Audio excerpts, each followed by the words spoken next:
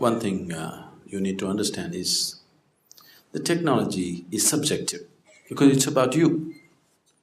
You have known objective technologies, how to fix the car, how to fix the airplane, how to fix the aircraft, all these things.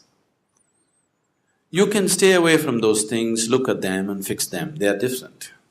But this is subjective technology, it's about you. So if you have to look at this, in some way you have to open up. So if we have to open you up, see today, there was a time they were doing surgeries on the street side, you know that? Yes? And if too much blood comes, they would just pick up mud and throw it and stop bleeding in the village. Yes, do you know? Yes or no? If there is a cut or a wound and there's too much bleeding, they would simply take mud and put it somehow to stop the bleeding. But today we have understood, even if we have to open a small opening in the body, we need a certain sterile condition to do it. We have understood that much, isn't it? So, whether it's the physical body, means we need a certain kind of condition. Similarly, if we have to open up you as a person, we need a different kind of atmosphere. We need a committed atmosphere. In a casual atmosphere, you never do it. Why today any thinking person, little people who consider themselves intelligent in the world have an allergy to anything spiritual is simply because of this, because spirituality has presented itself in such ridiculous ways. They're so pathetic. Isn't it so? There are all kinds of idiots on the planet. But the so-called religious and spiritual idiots take the cake anywhere in the world, isn't it so? Yes? This is simply because people started handling spirituality in uncommitted manner. Anywhere, everywhere, talking about it. On the street side, they're talking about Krishna and how he did this and Bhagavad Gita. It's just become ridiculous because you're not demanding a certain involvement and commitment from people. Just anywhere you're going on like a film song or a commercial thing.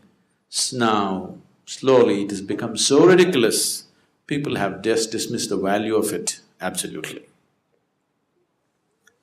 Now it is only the ignorant and the uneducated who listen to Mahabharata and this one and that one.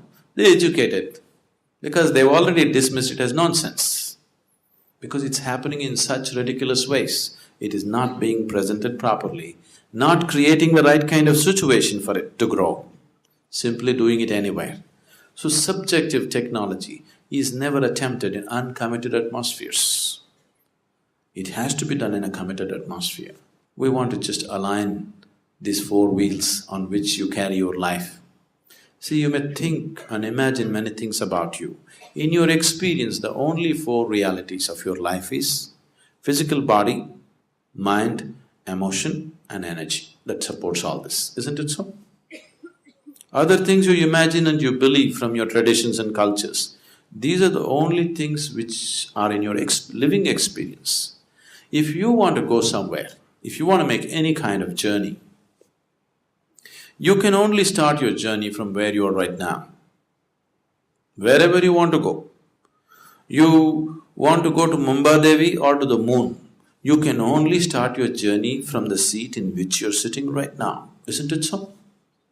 If you try to start your journey somewhere else, you will become hallucinatory. Most of the religion in the world, over 90% of the religion in the world has become hallucinatory because they're all trying to start from the third step to heaven, not from where they are. You must first realize what is the experiential reality of who you are. What is the next step and the next step and the next step. This is the only way you're genuinely going to go somewhere, otherwise you will become hallucinatory. This hallucinatory religion has brought some solace to you, but not found any liberation or freedom within you. Now you just believe everything is being taken care of for you by God, everything, but tomorrow morning if something happens in your life that you do not like, suddenly you crack up, isn't it? Because it is so surface what you believe in. Life can crack you, it doesn't matter what kind of hallucinations you have. Life situations are capable of breaking you if they don't go right, isn't it? Now if you're a believer, if life is not happening your way, it must be definitely happening his way, isn't it? You must be even more happy. But that's not the reality of your life. You want the life to happen the way you want it. If you have any problem in your life right now, it is just this: life is not going the way you think it should go. Is there any other problem with your life? Is there any other problem with your life? This is the only problem that human beings have. Life is not going the way they think it should go. Isn't it so?